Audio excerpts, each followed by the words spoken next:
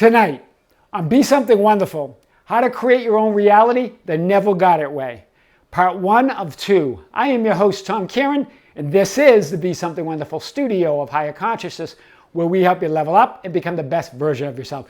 Creators, welcome back. Over the last few days, I've received some emails from you asking me, Tom, can you cover the process of creation as taught by Neville Goddard? The imaginal act, the wish fulfilled, how you do it. Guys, we're going to cover that tonight and tomorrow night in 2 parts. And really, Neville walks us through the process of creation brilliantly using scripture in the 5th chapter of Mark. And he actually covers 3 stories. Tonight we're going to cover the first one. And he talks about Jesus coming across an insane naked man that lives in the cemetery. This man is hiding behind a tombstone and appeals to Jesus not to cast out the devils that are bedeviling him. And then, of course, Jesus says, "Come out of man, thy unclean spirit," and he casts out those devils from this man.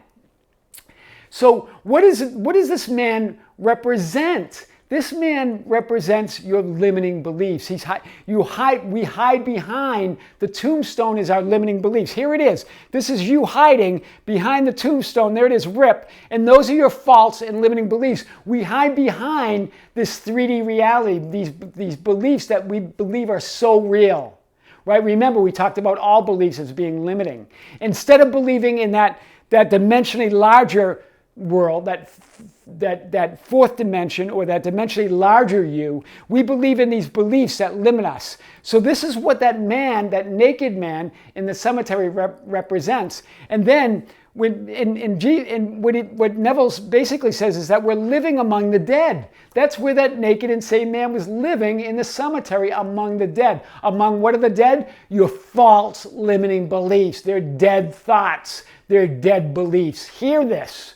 So until we can believe in that dimensionally larger world, then we can't even begin the process of creating our own reality.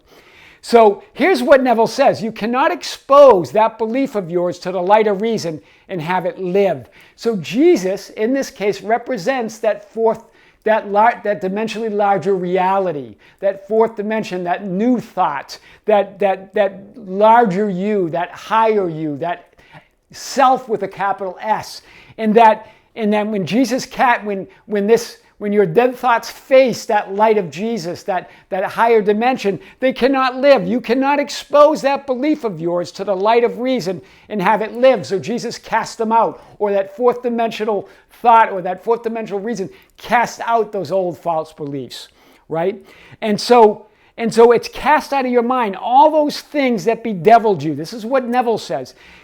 Jesus, or that 4th dimension, right, that dimensionally larger you, shows you a new world. Hear this. That larger dimension, that larger you shows you a whole new world. A world where those false beliefs don't exist. They're illusions. Right? Cast out of your mind all these things that bedeviled you, all these false beliefs. You now create a new approach to life. That's what this story was talking about when Jesus comes upon that naked man in the cemetery. Then that man now is cleansed and clothed. As the story goes on, that man is then cleansed and clothed in his right mind.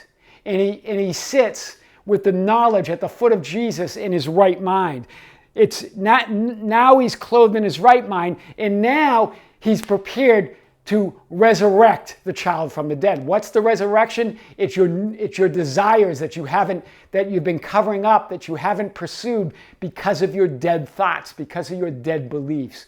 Hear this, right? Whenever Neville talks about resurrection, which we'll talk about in tomorrow's episode, we're talking about resurrecting that desire in you, your heart's desire that you have left dead and still because of those false beliefs, because of those limiting beliefs. That's what we're going to cover tomorrow. But what's the first step? The first step is to step into that larger you, that 4th dimension, to believe that it's even possible to create your own reality. That's the first step. That's what Neville was talking about with this story of Jesus casting out the unclean spirits from this naked man who lived in the cemetery, right? You're living among the dead when you're holding on to, when you're grasping onto your limiting beliefs, or any belief that is in the 3D world that is not a belief in that dimensionally larger you. That's the first step on how you create your own reality. Tomorrow night, we're going to hit it in part 2 of 2. I am your host, Tom Caron, and this is the Be Something Wonderful studio of higher consciousness, where we help you level up and become the best version of yourself.